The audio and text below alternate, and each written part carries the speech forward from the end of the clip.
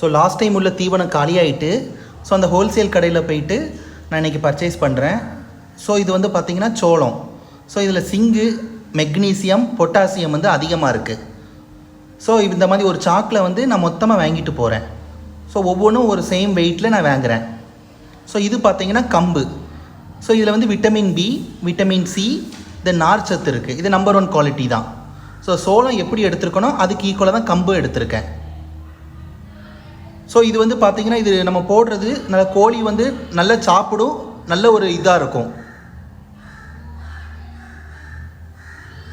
So நல்ல ஒரு குவாலிட்டியாக இருக்கும்.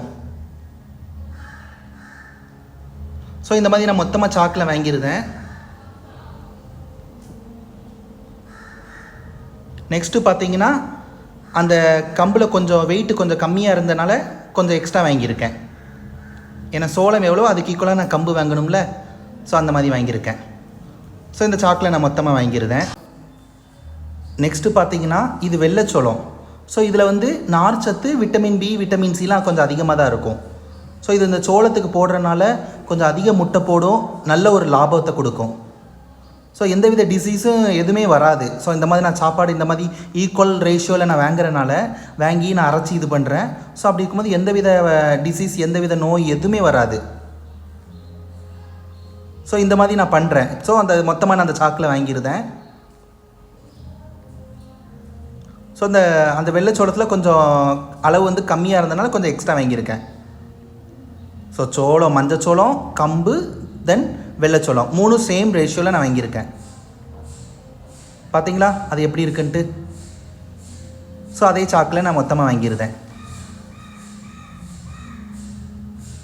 ஸோ நெக்ஸ்ட்டு பார்த்தீங்கன்னா இது கேழ்வரகு. சரிங்களா. ஸோ கேழ்வரகுல வந்து கால்சியம் சத்து ரொம்ப ரொம்ப அதிகமாக இருக்குது. ஸோ முட்டை ப்ரொடக்ஷனும் நல்ல இதாக இருக்கும். ஸோ அதுக்கு கால்சியம் குறைபாடே இருக்காது. ஸோ அது ரொம்ப ரொம்ப முக்கியம். ஸோ அதனால் இந்த கேழ்வரகுலாம் பாருங்கள் நல்ல குவாலிட்டி. ஸோ இந்த மாதிரி அதோட எல்லாத்தையும் சேர்த்து மொத்தமாக மிக்ஸ் பண்ணியிருந்தேன். ஸோ இது பார்த்திங்கன்னா குச்சி புண்ணாக்குன்னு சொல்லுவாங்க. புண்ணாக்கிலே நிறைய வகைகள் இருக்குது. தேங்காய் புண்ணாக்கு, கடலை புண்ணாக்கு, இது குச்சி புண்ணாக்கு. ஸோ குச்சி புண்ணாக்கில் வந்து புரத சத்து கொஞ்சம் அதிகமாக இருக்கும். ஸோ பார்த்திங்கன்னா இது வந்து நல்ல என்ன சொல்ல கோழிக்கு நல்ல வெயிட் கெயின் ஆகும். நீங்கள் கறிக்கடைக்கு கொடுக்குறதுக்குலாம் நல்ல ப்ராஃபிட் தரும். ஸோ நான் வந்து வளர்க்குறதுனால எனக்கு முட்டை ப்ரொடக்ஷன் நல்ல இதாகுது. ப்ளஸ் நல்ல ஒரு லாபத்தையும் கொடுக்கும். கோழி வெயிட்டும் நல்ல அதிகமாக இருக்கும். ஸோ அவங்க வந்து இந்த மாதிரி எனக்கு கெட்டி கொடுத்துருந்தாங்க. ஸோ அந்த அண்ணனுக்கு நம்ம நன்றி சொல்லுவோம். நெக்ஸ்ட்டு பார்த்தீங்கன்னா நான் ரைஸ் மில்க்கு போயிருக்கேன். ஏன்னா வீட்டுக்கு போயிட்டு திருப்பி ரிட்டன் வர்றது ரொம்ப கஷ்டம். ஸோ அதனால் ரைஸ் மில்க்கு போயிட்டு அவ்வளோத்தையும் நான் அரைச்சிருந்தேன். ஸோ ஃபுல்லாத்தையும் அதை அவ்வளோத்தையும் அந்த தாத்தா வந்து எனக்கு ஃபுல் சப்போர்ட் பண்ணாங்க. அவங்களுக்கும் நம்ம நன்றி சொல்லுவோம். ஸோ எல்லாத்தையும் நான் ஃபுல்லாத்தையும் கொஞ்சம் லைட்டாக மிக்ஸ் பண்ணிவிட்டு அப்படியே தாத்தா அப்படியே ரைஸ் மில்லில் போட்டுருந்தாங்க.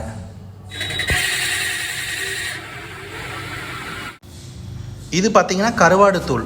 ஸோ இது லாஸ்ட் டைம் வாங்கினது தான். ஸோ இது வந்து நம்ம காலியாகிற ஸ்டேஜில் இருக்குது. நெக்ஸ்ட் நான் வாங்கிடுவேன்.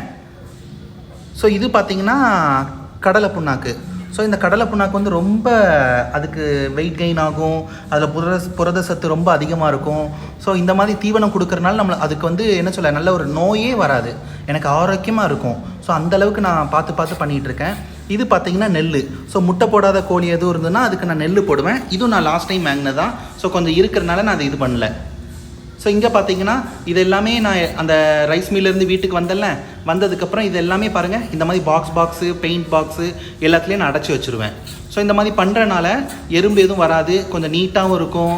ஸோ அது காலியாக நெக்ஸ்ட்டு போய் நம்ம வாங்கிக்கிடலாம். கொஞ்சம் வெயிட் கெயின் ஆகும், நம்மளுக்கு முக்கியமாக லாபத்தை கொடுக்கும். ஸோ நல்ல ஒரு என்ன சொல்ல கடைகளுக்கும் கொடுக்கலாம், தெரிஞ்சவங்களுக்கும் கொடுக்கலாம். முட்டை ப்ரொடக்ஷனும் நல்ல இதாகும்.